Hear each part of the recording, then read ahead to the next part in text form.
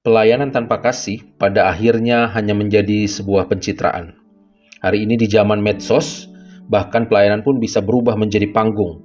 Kita bisa melayani tetapi diam-diam berharap dilihat, dipuji, atau diakui.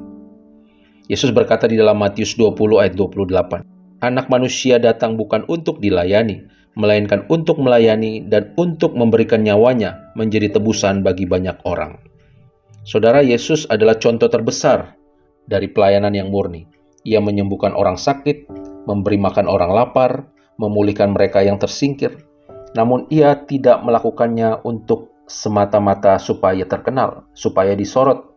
Bahkan sering kali Yesus justru berkata kepada orang yang ia sembuhkan, "Jangan ceritakan ini kepada siapapun." Saudara, pelayanan Yesus itu lahir dari kasih, bukan dari kebutuhan untuk dilihat. Bandingkan dengan dunia kita sekarang, banyak hal yang dilakukan dengan satu pertanyaan tersembunyi. Apakah orang lain akan melihat ini? Kita hidup di era di mana hampir setiap tindakan bisa difoto, direkam, dan diposting. Tidak salah membagikan hal yang baik, tetapi bahaya muncul ketika hati kita mulai berubah. Kita lebih ingin terlihat melayani daripada benar-benar sungguh melayani. Saudara, ada seseorang yang memberi makanan kepada orang miskin. Jika ia melakukannya dengan tulus, ia hanya fokus pada orang yang lapar itu. Tetapi jika ia lebih sibuk memikirkan kamera, sudut foto, dan jumlah like, maka pusat perhatiannya telah bergeser. Bukan lagi pada orang yang dilayani, tetapi pada dirinya sendiri. Yesus menunjukkan jalan yang berbeda, saudara. Ia bahkan membasuh kaki murid-muridnya, pekerjaan yang biasanya dilakukan oleh seorang hamba.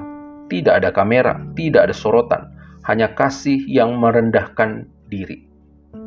Prapaskah mengajak kita untuk memeriksa hati kita.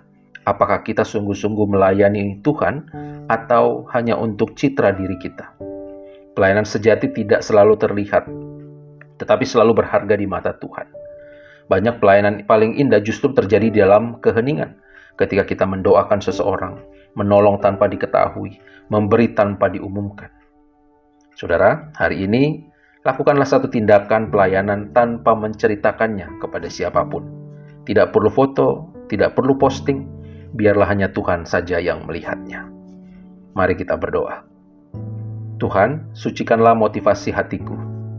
Ajarlah aku melayani seperti Engkau melayani, dengan penuh kasih, kerendahan hati, dan juga ketulusan. Jadikanlah aku pelayan-Mu yang setia. Amin. Saudara-saudara, jika renungan ini menolongmu, ikuti terus perjalanan 40 hari menapaki jalan salib sampai selesai. Mari kita belajar melayani dengan hati yang murni. Sampai jumpa.